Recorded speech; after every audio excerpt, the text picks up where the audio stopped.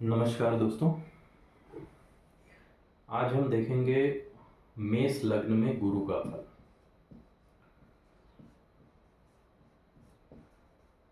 मेष लग्न के प्रथम भाव में यानी लग्न में ही गुरु के फल को हम देखेंगे।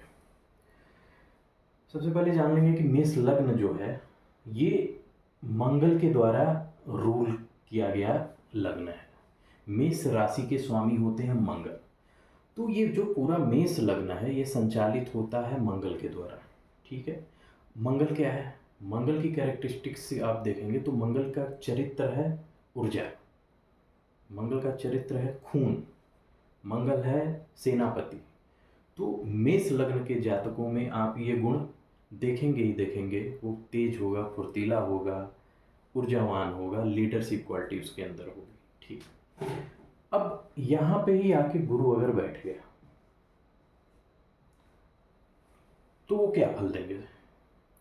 देखा जाए तो गुरु जो है यहाँ पे क्या आके क्या बन के बैठे हैं ये देखना जरूरी है। ये भाग्येश बन के बैठे हैं यहाँ, और यहाँ के ये मालिक हुए। धनु राशि और मीन राशि के स्वामी गुरु होते हैं, यानी 9वें भाव और 12वें भाव के भी लॉर्ड बन के ये लग्न में बैठे हुए हैं।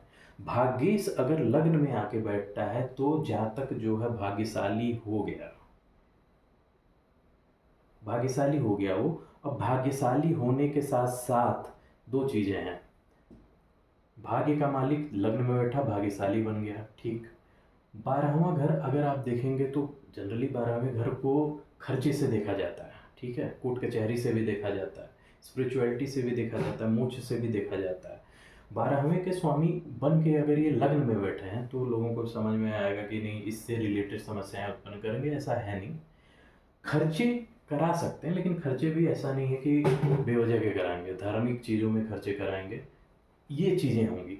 अब इसके एक्सपेक्ट को देखेंगे, गुरु की दृष्टियों को देखने के। गुरु की 5वीं दृष्टि आपके पंचम भाव पे आ गई। ठीक है, पंचम भाव जैसा कि आपको पता है ज्ञान का कारक है, प्रेम का कारक है। ठीक है, गुरु जैसी प्लेनेट, गुरु जैसा ग्रह जब 5वें घर को देखता है तो ये गुरु अपने आप में ज्ञान का कारक है, संतान का कारक है। 5वां घर भी ज्ञान का कारक है। ठीक है, ये ज्ञान को स्वतः ही बढ़ा देगा। ठीक है, दूसरी चीज 5वां घर और क्या क्या हो सकता है इसमें? लोगों को शेयर बाजार में पैसे इन्वेस्ट करने का मन होता है। अगर गुरु का एक्सपेक्ट है आपके पंचम भाव पे तो आप शेयर बाजार में उतर सकते हैं। हालांकि और भी सारे कॉम्बिनेशन देखने पड़ेंगे, लेकिन प्रथम दृष्टया पंचम भाव पे गुरु की दृष्टि जो है वो आपके ज्ञान को बढ़ाएगा, संतानवान आपको बनाएगा। ठीक है, ये चीज़ें हैं। अब 7वीं दृष्टि, 7वीं दृष्टि देखेंगे तो ये 7 नंबर की राशि यानी तुला राशि।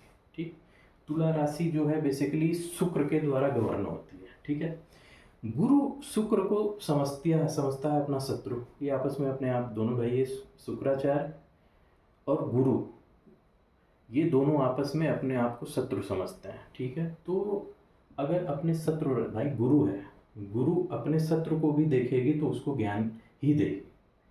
गुरु की कोई भी दृष्टि जो है कभी भी गलत नहीं कर सकती है।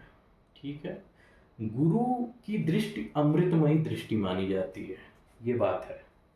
यानी 7वें घर, अब 7वां घर देखेंगे। 7वां घर क्या है? आपके दाम्पत्य जीवन का घर, आपके पार्टनरशिप का घर, इसको ये बढ़ाएगा, इसमें पॉजिटिव इफेक्ट लाएगा। ठीक है, गुरु की तीसरी एस्पेक्ट अब 9th हाउस पे, 9th इसी का घर है। अपने घर को जब देखेगा तो जाहिर सी बात है धर्म, कर्म, भाग्य, ये इसको बढ़ाएगा ही बढ़ाएगा।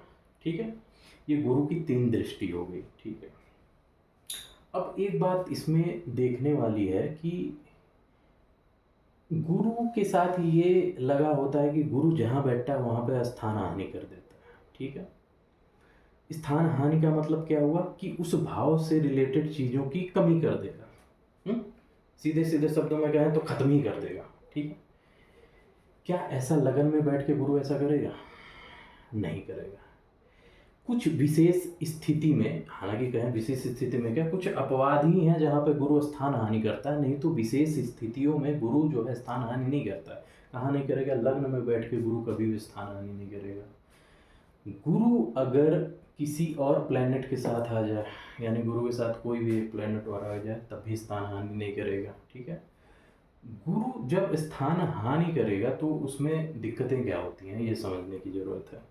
वास्तव में जब गुरु के साथ कोई सपोज करिए मैलेफिक प्लैनेट जुड़ गया, ठीक है, मैलेफिक प्लैनेट अगर जुड़ेगा तो ये अपनी जो दृष्टि का फल है वो उतना नहीं दे पाएगा जितना ये दे सकता है। ठीक है, फल तो ऐसा नहीं है कि देगा ही नहीं, लेकिन उतना नहीं दे पाएगा। उसका रीज़न क्या है मैं बताता हूँ। सपोज करिए गुरु अपने घर में बैठा हुआ है, ठीक है भाई, कोई अपने घर में बैठा हुआ है और उसको कोई डिस्टरबेंस नहीं है, ठीक है, तो वो अपनी पूरी ऊर्जा के साथ काम करेगा, अपना पूरा काम जो है वो बखूबी ढंग से निभाएगा। गुरु बैठा हुआ है, लग्न में बैठा है, आराम से बैठा है, अपनी तीनों दृष्टि जो है इसके रिलेटेड फल वो दे रहा है। ठीक है, सपोज करिए यहाँ पे राहु बैठ गया, राहु गुरु के साथ गुरु चांडाल दोष बना दिया, क्या अब गुरु अपना दृष्टि फल नहीं देगा?